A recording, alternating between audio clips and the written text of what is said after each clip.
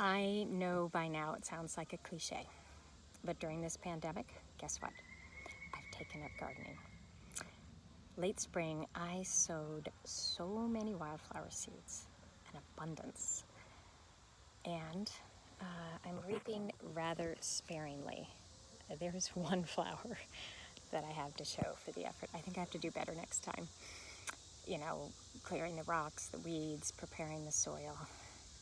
But because I am a gardener now, I really spent some time with this idea of a grain of wheat and what that even means.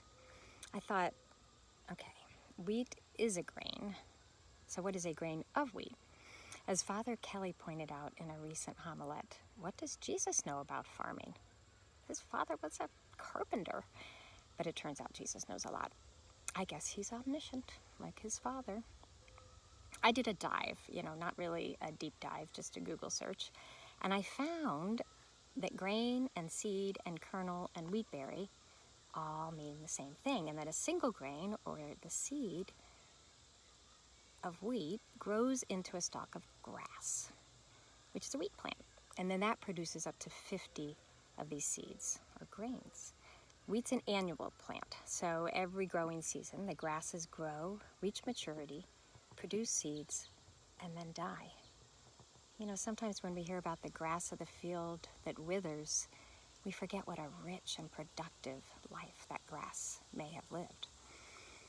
So in this case, the single grain has served its purpose. The new seeds, again the grains, are harvested from dead, dry grasses. And while some of the grain is threshed and winnowed and ground and used for bread and other things, some of the grains are stored and remain dormant until put in the ground the next season, where each single grain will sprout into a new wheat plant that produces more seeds, more grain, and so on. So you probably knew that already, but I didn't. As I told you, I'm new to gardening, hence the one flower.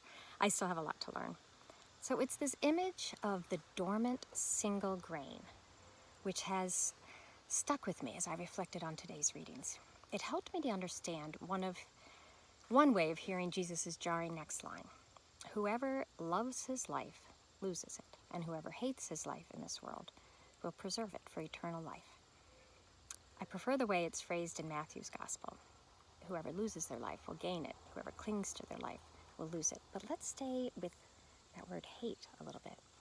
You know that rich fool in Luke's Gospel who has an abundant harvest, and then he just keeps tearing down his barns and building bigger ones, and all that grain just sits there dormant, stored in those barns.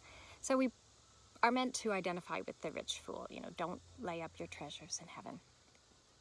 But today's gospel, in addition to Jesus hinting about his impending death and resurrection, and let's face it, showing off a little bit about his farming knowledge, it's also possibly inviting us to identify with that single grain.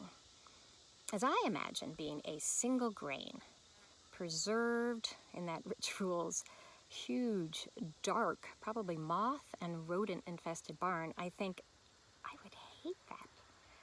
And maybe that's the life we're meant to hate and reject. The unlived life, the dormant life, the preserved life, the hoarded life. The holding on to our singular identity rather than being part of the amber waves of grain.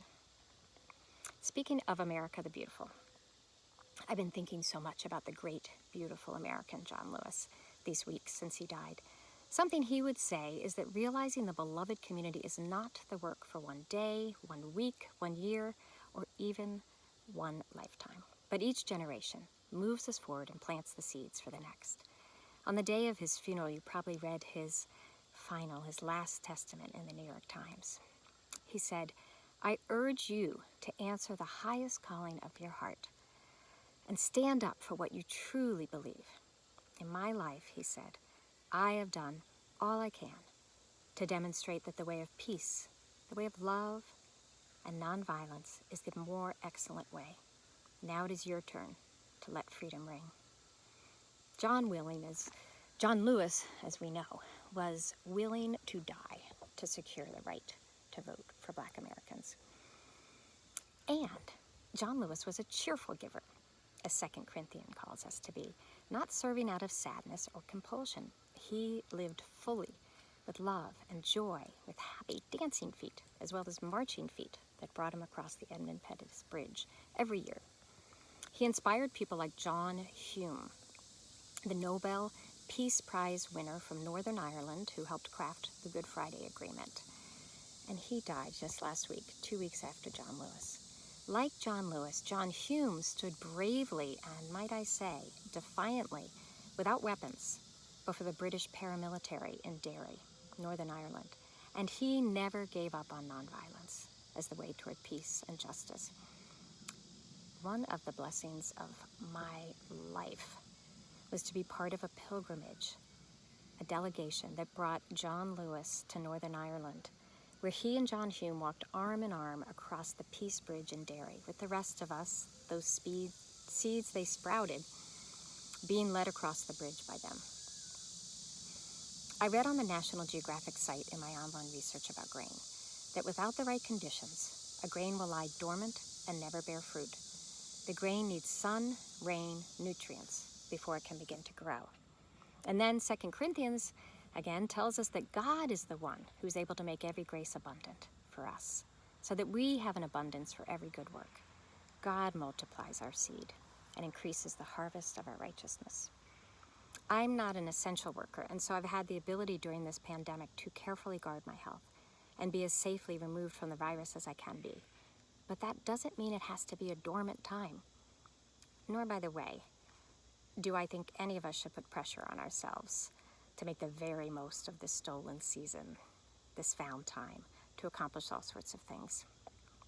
But Jesus, in all his gardening and farming wisdom, is continually reminding me that this essential protecting of our lives is important, but not only to preserve our lives. God is inviting me, and I think all of us, to burrow in and receive the gifts that will help us sprout and grow and create more life.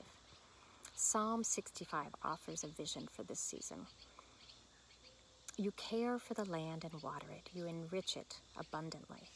The streams of God are filled with water to provide the people with grain. For so you have ordained it. You drench its furrows and level its ridges. You soften it with showers, and bless its crops. Sorry, I'm thinking about all the flowers that haven't bloomed here. You soften it with showers and bless its crops. You crown the year with your bounty, and your carts overflow with abundance. The grasslands of the wilderness overflow. The hills are clothed with gladness. The meadows are covered with flocks, and the valleys are mantled with grain. They shout for joy and sing. So, the question that today's readings prompt for me, with a little help from Google and that rich fool and Psalm 65, is this. Am I willing to have God level and soften the ridges, scatter those stored up grains, shower and bless the crops, make my life overflow for others, not out of sadness or compulsion, but with abundance and bounty, clothed with gladness, mantled with grain, shouting for joy and singing? That's a life I could love. I'd hate not to live it.